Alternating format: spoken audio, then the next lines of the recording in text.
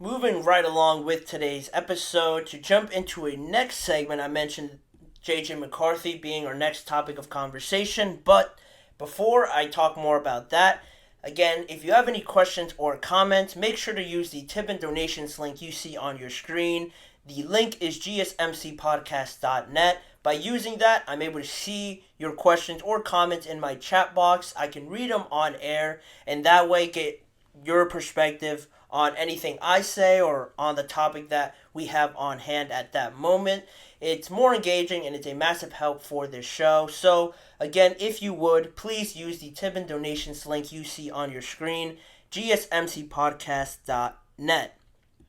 But in saying that, moving on to more quarterback talk, a very heavy quarterback episode today.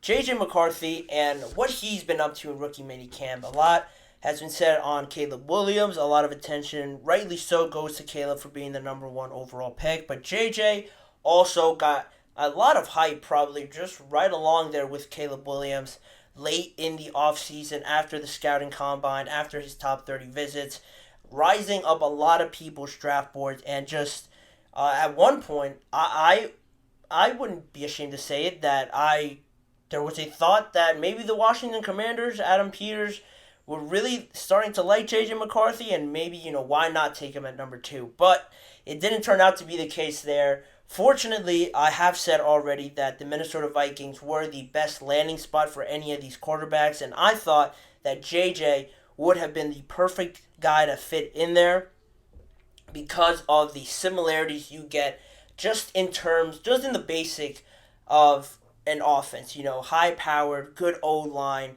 coming from Michigan, anchoring, leading that team over there in Michigan. Now seamlessly transferring over to the NFL and having a star wide receiver or two star wide receivers, great running back in Aaron Jones, another great offensive lineman, and that defense, well, it might not be the Michigan defense in terms of dominance to other college teams.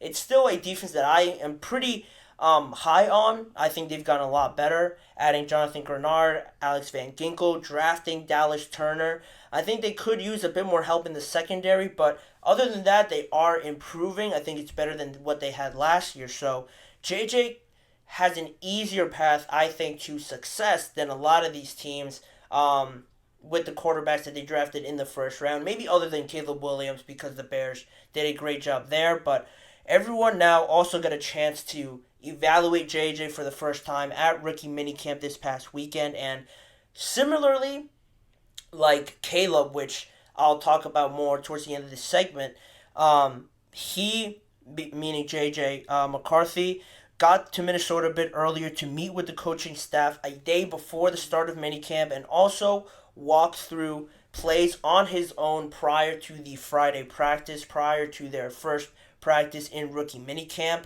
Similarly to Caleb Williams, and also word around Minnesota's minicamp about J.J. McCarthy and just people's takeaways from him was that he was extremely accurate, great poise leading the offense during minicamp, and although he threw an interception during 7-on-7s, his ability just to go through Minnesota's plays with ease, which is a word taken from one of these articles and just these evaluations that I read about before this episode, really just stood out to a lot of people. It seemed like he knew this playbook way before anybody else did. He was just very much in tune with how everything was supposed to play out and where everybody was supposed to be. And he was asked about it, just how seamlessly it was for him to command the offense and just go through his progressions like he has been doing this for a couple years now. To which he said, "It didn't feel like my first day. I've been going over the offense for a long time now, so being able to go out there and perform and execute, that's new. But it was nothing that was overwhelming or too much for me." And again, I will talk about this in just a few seconds, but that speaks volumes. At least to me, it does. Where a guy just comes in and learns everything very quickly and can just walk in there and doesn't have to stop too many times, doesn't have to ask too many questions on just the basic stuff. If you know the playbook, you can have a massive head start over all the other rookies there in the room with you. That shows up. That's probably the biggest thing that shows up right away when you're trying to make a first impression, how much work you've put into it, how much preparation you've already put ahead of these other guys, and it makes you stand out right away, and it makes you look that much more efficient, which I think JJ did a great job of as well. And also another thing that people took away from this was just J.J. McCarthy's conditioning levels. They were impressed by it. People there, coaches, just people in the media were impressed by it. There were some glimpses of doubt because he participated in the combine, one of the only quarterbacks to do so, in the pre-draft visits as well, where they have you throw about 60, 50 passes per each one. It differs with each one, but there is a lot of football being played by these guys on these evaluation trips, and people, again, were impressed with how, again, just the energy levels that J.J. McCarthy had.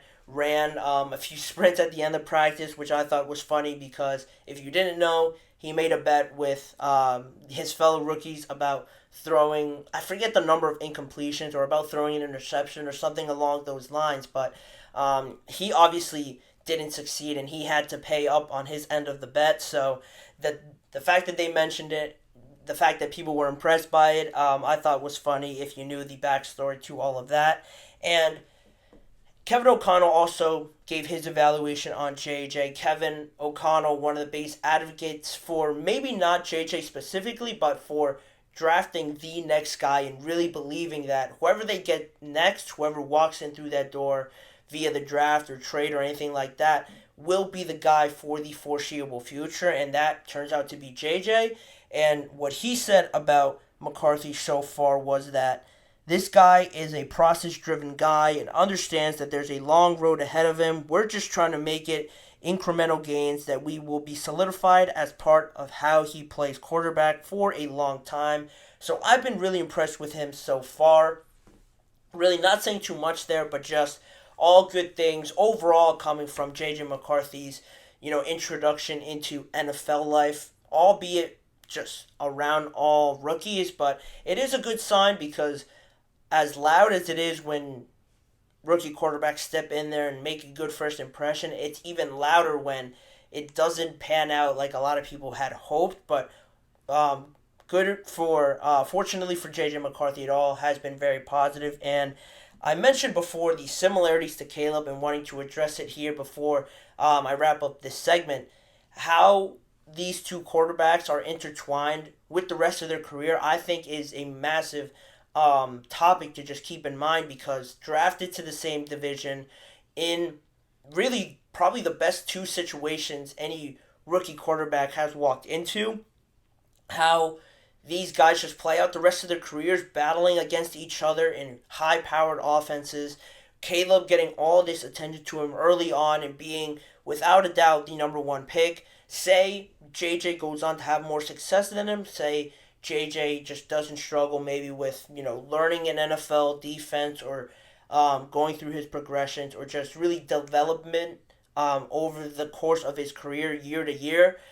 People will look back in this draft like they often do with these draft classes and look and think about, how did that guy go number one and JJ went all the way at 10th overall? Those sort of things are what I find interesting, the hindsight sort of discussions you have down the road where you get a better sense of who these guys are. Obviously, you can't tell a whole story in just after their rookie year, but give it 2 to 3 years and looking at where their careers are at that point, I think will be super fascinating to talk about 2024, where these guys where these guys were drafted and how people evaluated them now compared to in the future. I think will be super cool to look at, and already very similar to how they've started. They've over-prepared, very attentive to all the details, and just wanting to perfect everything and hit the ground running by addressing and knowing the playbook ahead of time. That speaks volumes, and I think it's no secret that these two are the most highly talked about quarterbacks in that manner, similar to each other.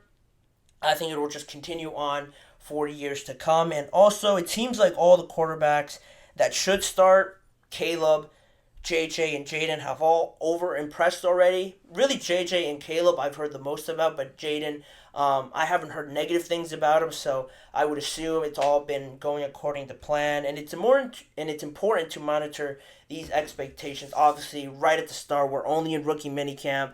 You can't really tell too much about it, but again, overall, the point is the positives speak very loudly, but when it's negative and it doesn't turn out like it should, it gets a lot louder for those players. But all positive for right now. Good signs for JJ and Caleb and all these rookie quarterbacks. But for us, in the meantime, we will move on to the last segment of the show and also the last break of the show. On the other side, we'll talk about the Dallas Cowboys and their running back situation. Now, their head coach, Mike McCarthy, speaks on it and what are his thoughts on his running back room and what I think about what he said as well. We'll be right back in just a few moments.